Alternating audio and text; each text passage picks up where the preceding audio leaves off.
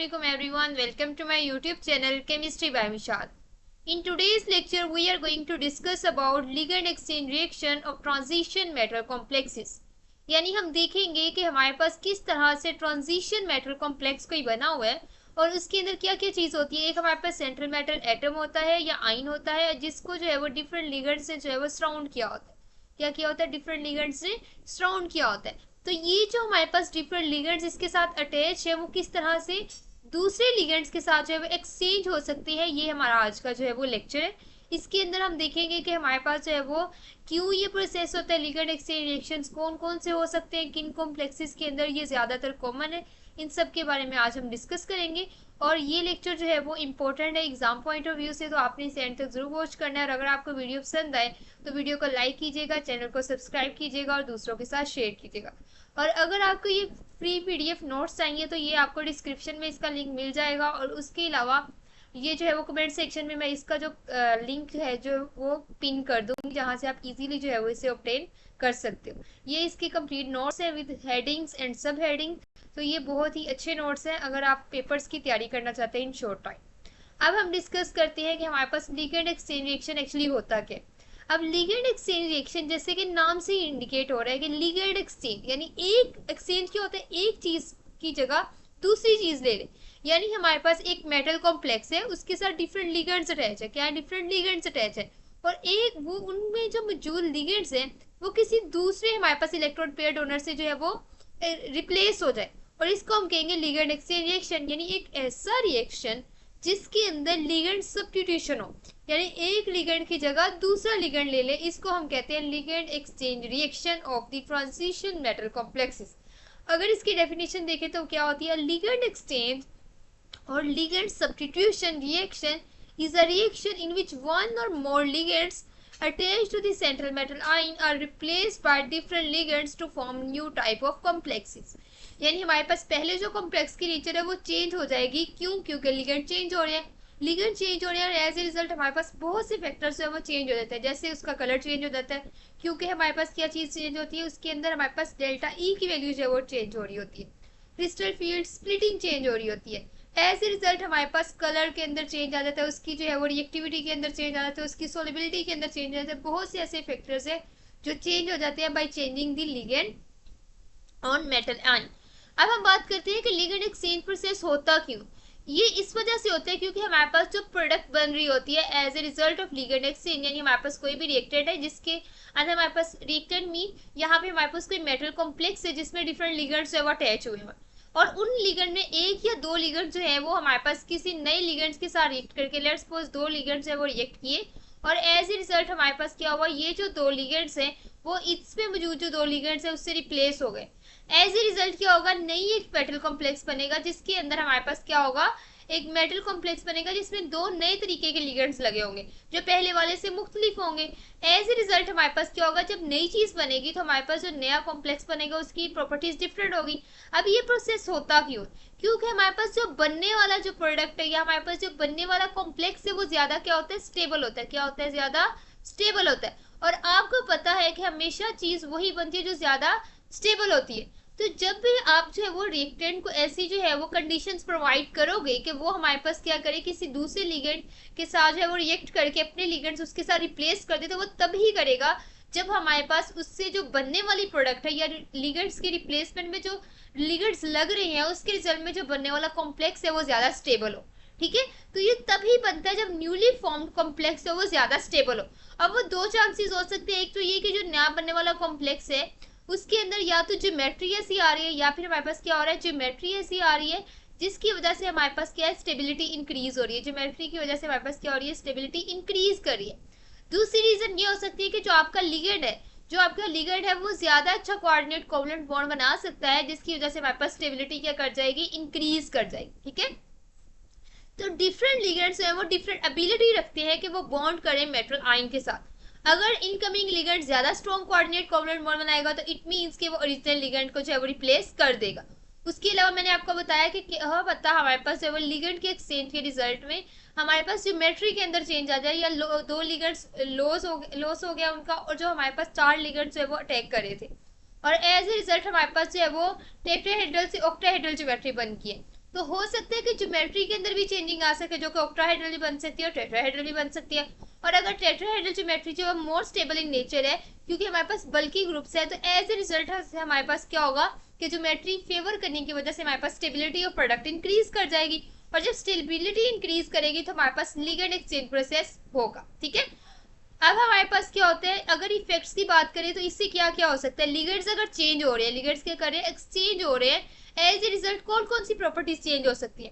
First of all उसकी geometry भी change हो सकती है, यानी उसका स्ट्रक्चर चेंज हो सकता है, उसका कलर चेंज हो सकता है। कलर क्यों चेंज होगा, क्योंकि क्रिस्टल फील्ड स्प्लिटिंग की वैल्यू जो है, यानी हमारे पास जो डी ऑर्बिटल से जो डी जनरेट थे, क्या थे हमारे पास, डी जनरेट डी ऑर्बिटल से, वो क्या करते हैं, स्प्लिट कर जाते हैं इनटू टू ग्रुप्स, जो कि हमने देखा था जैसे कि ऑक्टाहेड्रल के केस में T2G और हमारे पास जो है EG के अंदर कन्वर्ट हो जाते हैं, टेट्राहेड्रल के केस में हमारे पास E और T2 में कन्वर्ट हो जाते हैं। तो जो डिफरेंट सेट्स बनते हैं और उनके दरमियान जो एनर्जी डिफरेंस होता है, क्या होता है, एनर्जी डिफरेंस होता है, वो किस पे डिपेंड कर रहा होता है, वो डिपेंड कर रहा होता है लिगेंड की नेचर पे। किसके ऊपर डिपेंड कर रहा होता है, लिगेंड की नेचर के ऊपर, जो कि मैंने आपको बताया था। क्योंकि जो लिगेंड जो है वो ज्यादा रिपल्शन शो करेगा, ज्यादा इलेक्ट्रॉन रिपल्शन शो करेगा, उसके अंदर क्रिस्टल फील्ड स्प्लिटिंग की वैल्यू ज्यादा हो जाएगी, एनर्जी गैप ज्यादा हो जाएगा। एज ए रिजल्ट हमारे पास वो क्या करेगा, लेस वेवलेंथ की जो है, यानी लेस एनर्जी ज्यादा तो वेवलेंथ कम और फ्रीक्वेंसी क्या होगी, हाई होगी। तो वो इस तरह की रेडिएशन ऑब्जॉर्व करेगा, और जब ऑब्जॉर्प्शन ऑफ कलर जो है वो चेंज हो जाएगा, as a result reflection of colour भी चेंज हो जाएगा, और उसका कॉम्प्लीमेंट्री कलर भी चेंज हो जाएगा।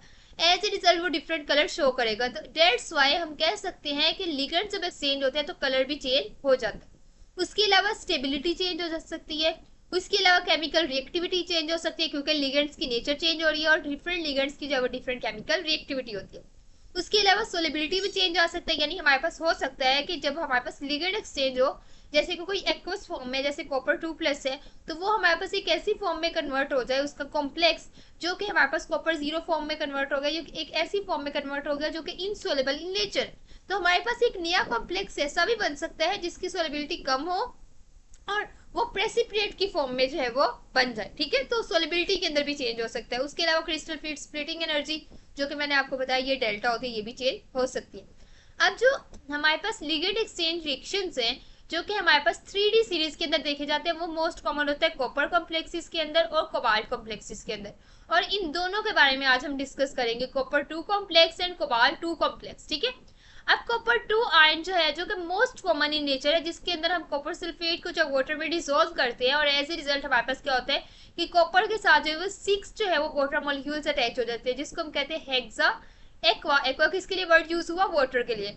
Hexa aqua copper 2 complex ion, क्योंकि कॉपर के ऊपर क्या चार्ज है, 2+ है। ठीक है, अब ये जो है ये किस नेचर का, ये एक्वस इन नेचर है, यानी हमारे पास ये वाटर सोलेबल है, और इसकी वजह से हमारे पास जो सोल्यूशन का कलर है, यानी हमारे पास जो सोल्यूशन है वो हमारे पास जो कि अगर लेट्स सपोज कि हमारे पास कॉपर 6 वाटर मॉलिक्यूल्स के साथ अटैच है, यानी हेक्सा एक्वा कॉपर 2 कॉम्प्लेक्स है, तो इसका कलर होगा ब्लू। क्या होगा, ब्लू। इसको मैं दूसरे कलर से शो कर देती हूँ, इसका कलर होगा ब्लू। और जब हम जो है इसके ऊपर जो है वो डिफरेंट लिगेंड्स का जो है वो टैग करवाएंगे, तो इसके लिगेंड्स जब एक्सचेंज हो पाएंगे। ये हमारे पास है, लेट्स सपोज मैं इसे स्पीशी 1 कह देती हूँ, या मैं इसे कंपाउंड 1 कह देती हूँ, जो कि हेक्सा कॉपर 2 कॉम्प्लेक्स है। ठीक है, अब हुआ क्या, ये जो है इसकी वजह से हमारे पास सोल्यूशन का कलर था ब्लू। अब मैंने क्या किया, इसके डिफरेंट जो है वो कंपाउंड के साथ रिएक्शन करवाना है। एक आपने सोडियम हाइड्रोक्साइड के साथ करवाना है, कंसनट्रेटेड अमोनिया के साथ करवाना है, और कंसनट्रेटेड हाइड्रोक्लोरिक एसिड के साथ करवाना है। पहले हम ये देखते हैं कि जब हमने सोडियम हाइड्रोक्साइड यानी NaOH के साथ रिएक्शन करवाया, तो NaOH के अंदर कौन सा ऐसा आयन है जो as a electron pair donor काम कर सकता है, तो इसमें हाइड्रोक्साइड आयन है। क्या है, हाइड्रोक्साइड आयन है, जबकि सोडियम आयन ऐसा नहीं कर सकता। तो हाइड्रोक्साइड जो है वो ऐसे लिगेंड एक्ट करेगा, और वाटर के दो जो हमारे पास लिगेंड्स है वो रिप्लेस हो जाएंगे हाइड्रोक्साइड से, और as a result light blue precipitate बनेंगे। यानी हमारे पास क्या हुआ कि जो हमारे पास सोल्यूशन फॉर्म थी वो प्रेसिपिटेट फॉर्म में कन्वर्ट हो गई, उसका कलर क्या हो गया, लाइट हो गया। यानी हमारे पास कॉपर ये था 6, इसके साथ वाटर मॉलिक्यूल से, यानी हेक्सा एक्वा कॉपर 2 था। जब हाइड्रोक्साइड इसके साथ रिएक्ट किया तो एज ए रिजल्ट हमारे पास क्या बना, टेट्रा एक्वा डाइहाइड्रोक्सी कॉपर हमारे पास 0 बन गया, जो कि हमारे पास क्या है, इन दी फॉर्म ऑफ प्रेसिपिटेट है, यानी हमारे पास PPT की फॉर्म में ये बन जाएगा, जो कि ब्लू कलर का है। ठीक है, अब यहाँ में हमारे पास जो ऑब्जर्वेशन है उसमें हमारे पास क्या हुआ, डार्क ब्लू कलर जो है वो चेंज हो गया लाइट ब्लू कलर के अंदर, यानी हमारे पास क्या हुआ, कि ये जो सोल्यूशन था उसके अंदर क्या बन गए, प्रेसिपिटेट बन गए लाइट ब्लू कलर के, जो कि इंडिकेट कर रहे हैं कि हमारे पास जो 2 वाटर मोलिक्यूल्स हैं वो हमारे पास रिप्लेस हो गए हैं, उसके जो 2 लिगेंड्स हैं वो रिप्लेस हो गए OH नेगेटिव से। ठीक है, तो ये हमारे पास स्पीशीज जो है वो उसको मैं 2 कह देती हूँ, जो कि हमारे पास क्या है, प्रेसिपिटेट्स बने हैं बाय एडिंग NaOH। क्या ऐड किया हमने, NaOH। अब हम क्या करते हैं कि जो हमारे पास सुपर प्रोडक्ट बनी है ये वाली, जिसके अंदर हमारे पास कॉपर के साथ जो है 4 वाटर मॉलिक्यूल्स अटैच है, जबकि हमारे पास हाइड्रोक्सिल जो है वो 2 अटैच है। ठीक है, अब यहाँ पे हमारे पास 6 लिगेंड्स अटैच है, जो कि हमारे पास ऑक्टाहेड्रल ज्योमेट्री बना रहे हैं। अब इस ये जो हमारे पास किसकी फॉर्म में था, प्रेसिपिटेट की फॉर्म में था। किसकी फॉर्म में था, प्रेसिपिटेट की फॉर्म में था, जो कि लाइट ब्लू कलर के प्रेसिपिटेट थे। अब इसी प्रेसिपिटेट के अंदर यानी हमारे पास जो ऊपर प्रोडक्ट बनी हुई थी, जो मैंने इस तरह शो की हुई थी कि हमारे पास लेट्स सपोज कि ये इस तरह से करके हमारे पास क्या प्रेसिपिटेट्स बने हुए हैं। ठीक है, अब इसी वाले जो सॉल्यूशन के अंदर, जिसके अंदर हमारे पास ब्लू कलर के प्रेसिपिटेट है, इसके अंदर हमने क्या करना है, कंसंट्रेटेड अमोनिया जो है वो ऐड कर देना। क्या ऐड कर देना है, कंसंट्रेटेड अमोनिया ऐड कर देना। अब इसके रिजल्ट में हमारे पास क्या होगा, जब कंसंट्रेटेड अमोनिया ऐड किया जाएगा, जिसके अंदर क्या ऐसे लिगेंड एक्ट करेगा, ऑब्वियसली NH3, क्योंकि नाइट्रोजन के ऊपर क्या है, इलेक्ट्रॉन पेयर मौजूद है, जो कि लोन पेयर के तौर पे एक्ट करता है, और हमारे पास जो ये डोनेट कर सकता है और ये इलेक्ट्रॉन पेयर डोनर के तौर पे एक्ट कर रहा है, ऐसे result it can call be as a ligand. तो हमारे पास क्या होगा कि जब ये हम अमोनिया का कंसंट्रेटेड अमोनिया का सोल्यूशन डालेंगे, तो जो लाइट ब्लू प्रेसिपिटेट्स होंगे वो डिसॉल्व होना शुरू हो जाएंगे, और वाइट वाटर और हाइड्रोक्सिल के जो लिगेंड्स हैं हमारे पास H2O4 और OH2 हमारे पास रिप्लेस हो जाएंगे NH3 से। ठीक है, यानी 2 हमारे पास हाइड्रोक्सिल और 2 हमारे पास जो वाटर मोलिक्यूल्स है वो रिमूव होंगे, जो कि हमारे पास रिप्लेस हो जाएंगे 4 अमोनिया से।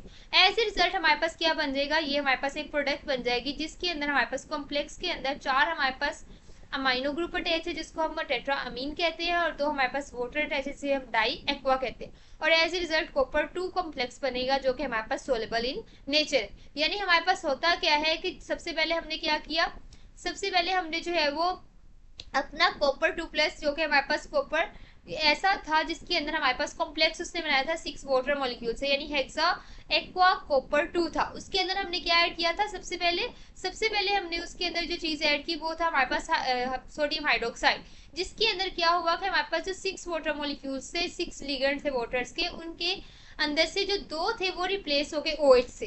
नेक्स्ट हमने उसी प्रेसिपिटेट्स के अंदर, जो कि ब्लू कलर के प्रेसिपिटेट्स बना रहा था, उसके अंदर अमोनिया सोल्यूशन ऐड किया, जो कि कंसंट्रेटेड इन नेचर था।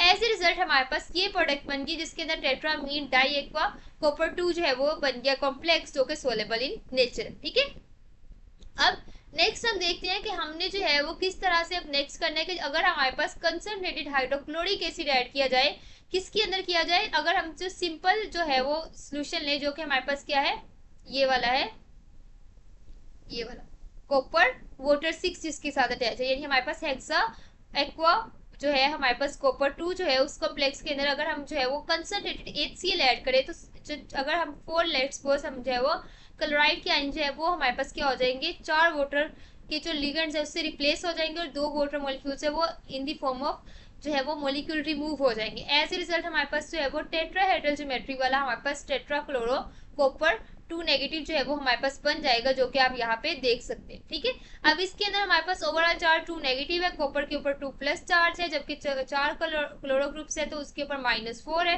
तो कॉपर के ऊपर क्या चार्ज होता है, कॉपर के ऊपर हमारे पास होगा +2 चार्ज। तो हमारे पास हुआ क्या कि जब कंसंट्रेटेड HCl हमने ऐड किया, तो जब ड्रॉप वाइज ड्रॉप हमने ऐड करना है, ऐसे रिजल्ट जो वाटर लिगेंड्स है वो रिप्लेस हो जाएंगे क्लोराइड आयन से, जबकि टेट्रा क्लोरोक्लोरेट 2 जो है कॉम्प्लेक्स हमारे पास बन जाएगा, जिसका कलर जो है वो येलो ग्रीन है।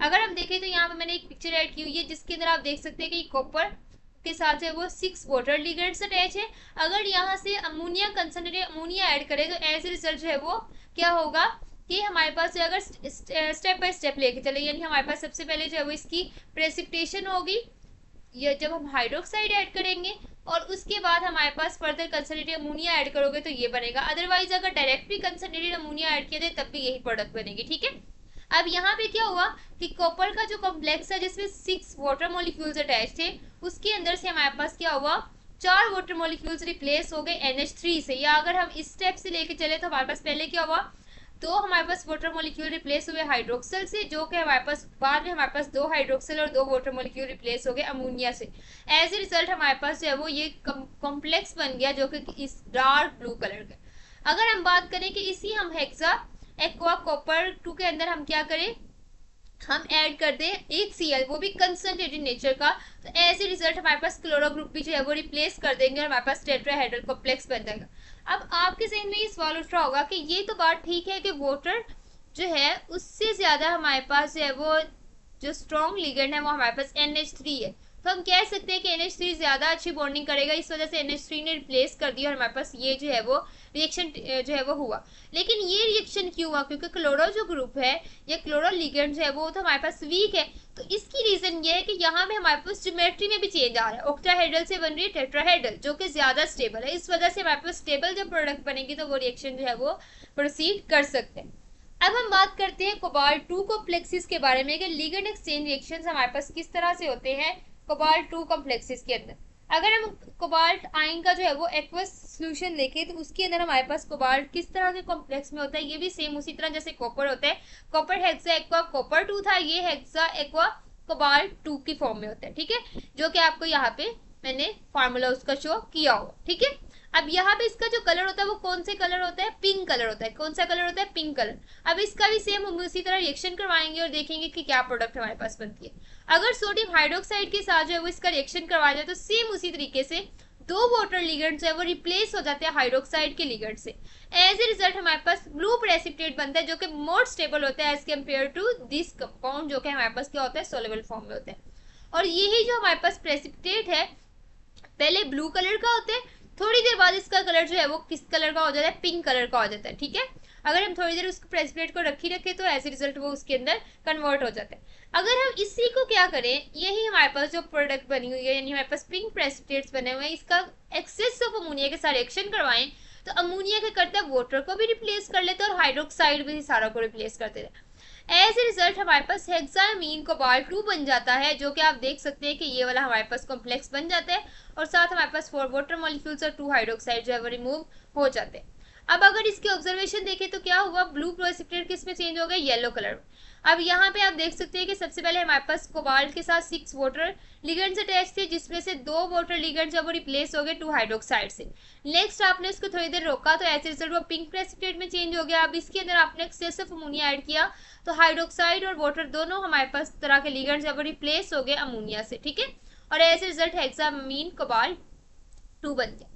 अब हम डिस्कस करते हैं कि अगर डायरेक्ट रिएक्शन करवाएं अमोनिया के साथ तो तब क्या होगा। अगर डायरेक्ट करवाएं तो तब हमारे पास 6 के 6 वाटर लिगेंड जो है वो रिप्लेस हो जाएंगे और as a result yellow colour का डायरेक्ट सोल्यूशन बन जाएगा। यानी हमने जो है वो एक्वस सोल्यूशन के अंदर डायरेक्ट, यानी हमारे पास क्या है, ये एक्वस सोल्यूशन, इसके अंदर डायरेक्ट हमने अगर कंसंट्रेटेड अमोनिया डाला है तो तभी हमारे पास ये प्रोडक्ट बन सकती है।